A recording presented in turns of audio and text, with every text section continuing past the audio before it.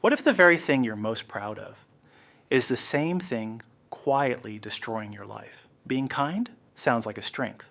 People praise it.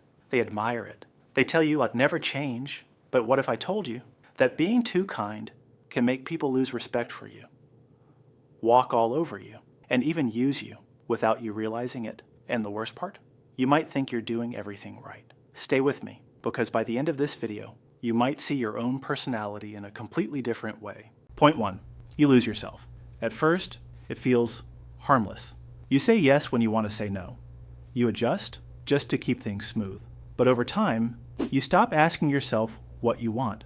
You start living for other people's expectations, other people's moods, other people's approval. And one day, you wake up and realize you don't even recognize yourself anymore. Let me ask you something. How many times have you stayed silent just to avoid conflict? How many times have you given more, even when it hurt? Exactly. Point 2. You attract the wrong people. When you're too kind, you don't just attract good people, you attract users. People who sense you won't say no, you won't push back, you won't leave, and slowly they start taking more than they give. Your time, your energy, your peace. And the scary part, they don't feel guilty because you taught them it's okay.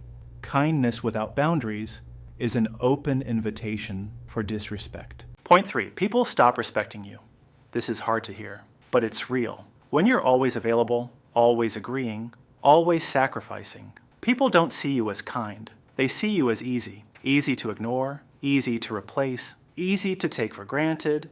Respect doesn't come from being nice all the time. It comes from showing people there's a line they cannot cross. Point 4. You become emotionally exhausted. Being too kind is not peaceful, it's exhausting because you're constantly managing how others feel while ignoring how you feel. You smile when you're drained, you help when you're tired, you stay when you should walk away. And slowly, that kindness turns into resentment, not towards others, but towards yourself. Point 5.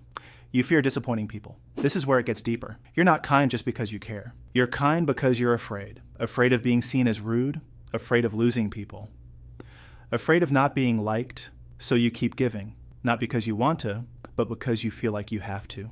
And that's not kindness anymore. That's fear disguised as kindness. But here's the shift most people never make. Real kindness includes yourself. It means knowing when to give and when to step back. It means saying no without guilt. It means choosing peace over approval. Because if your kindness is costing you your mental health, it's not kindness, it's self-neglect. You don't need to become cold. You don't need to stop caring. You just need boundaries. Because the strongest people aren't the ones who give endlessly. They're the ones who know their worth and refuse to let it be taken for granted. So here's the real question. Are you kind, or are you too kind for your own good? And if this made you realize something about yourself, then this is just the beginning, because understanding your mind is the first step to taking your power back.